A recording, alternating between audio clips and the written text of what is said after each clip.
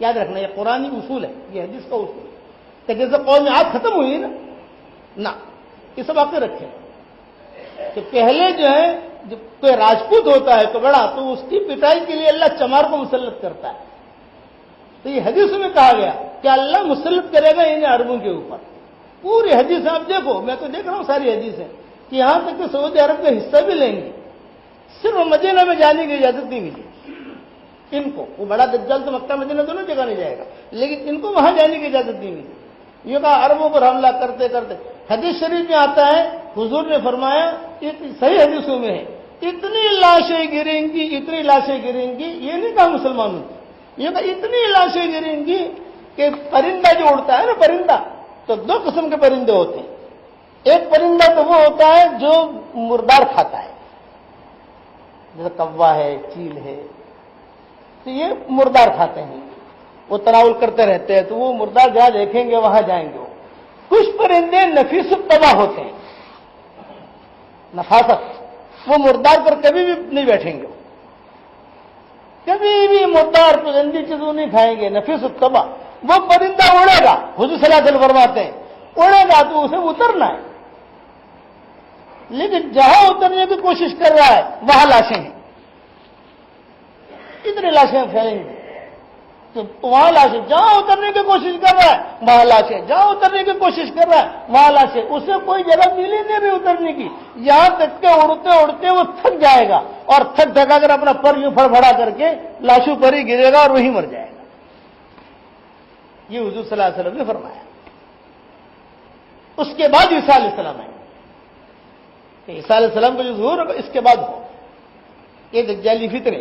تو فرمایا کہ ان دجالی فتنوں سے بچنے کا طریقہ کیا. تو حضور صلی اللہ علیہ وسلم نے فرمایا جو میں نے میری کتاب مومن کے ہتھیار میں سورہ کہف کی پہلی آیت آخری آیت ہے کہ جو ان کو پڑھے گا وہ دجالی فتنوں سے محفوظ رہے گا.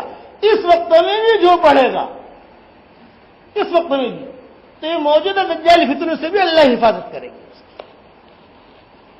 جب میں یہ کتاب لکھ رہا تھا تو میں نے مفتی سعید پالم پوری کو وہاں فون کیا دیوبند.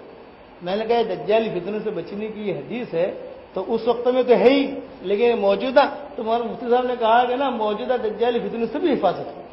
اس لیے میں نے لکھا موجودہ دجالی فتن، آئندہ اور موجودہ.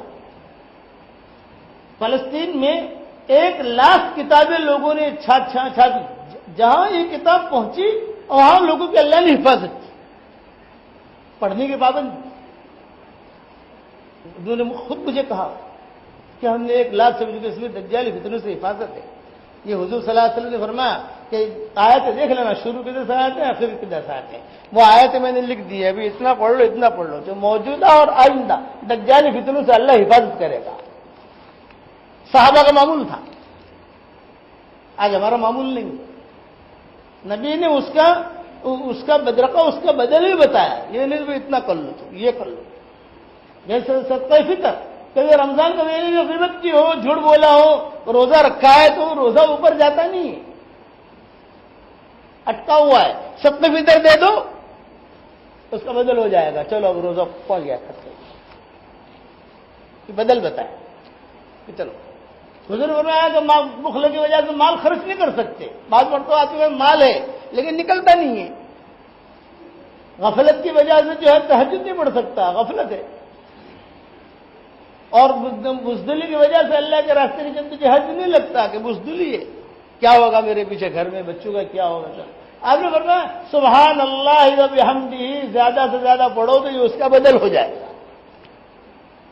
کہ سبحان اللہ و بحمدہ پڑھو تو اس کا بدل ہو جائے گا. اور دوسری حدیث میں فرمایا کہ ذکر بہت کرو، خالی سبحان اللہ بحمدہ نہ پڑھ سکو، کوئی بھی ذکر کرو. ایک حدیث میں بھی فرمایا کوئی بھی ذکر کرو، سبحان اللہ پڑھو، الحمدللہ پڑھو، لا الہ الا اللہ پڑھو، زیادہ سے زیادہ ذکر کرو تو اللہ اس کا بدل یہ کر دے گا. چلو بھی تم نے تہجد غفلت کی وجہ سے نہیں پڑھی، مال خرچ نہیں کیا تو یہ اس کا بدلہ یہاں آ جائے گا. چلو. لیکن اگر آدمی اتنا بھی نہ کرے تو وہ تو جو ہے بدبخت ہے. کبھی اتنا آسان کر کے دیا پھر بھی نہ کرے. اس لیے اٹھتے بیٹھتے استغفار کی کثرت ہو. اور یہ جو مومن کا ہتھیار جو صبح شام کی دعائیں ہیں، مولانا یوسف صاحب رحمۃ اللہ علیہ بہت اہتمام سے فرماتے تھے کہ صبح شام کی دعاؤں کا اہتمام کرو کہ نبی نے ان دعاؤں کو عرش کے راستے بتائے ہیں. یہ مولانا یوسف رحمۃ اللہ علیہ فرماتے ہیں کہ حضور صلی اللہ علیہ وسلم نے ان دعاؤں کو عرش تک پہنچنے کے راستے بتائے ہیں اور تمہاری حفاظت کا سامان بتایا ہے. اس تجادی سے حفاظت، جنات سے حفاظت، اس سے حفاظت.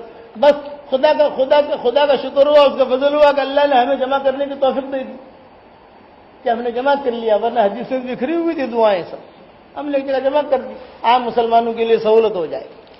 اس کے لیے دعاؤں کا اہتمام ہو، درود شریف کا اہتمام ہو، دعوت کے کام میں لگنے کا اہتمام ہو. لگو گے انشاءاللہ بھائی، اللہ تعالیٰ عمل کرنے کی ہمیں توفیق عطا فرمائے.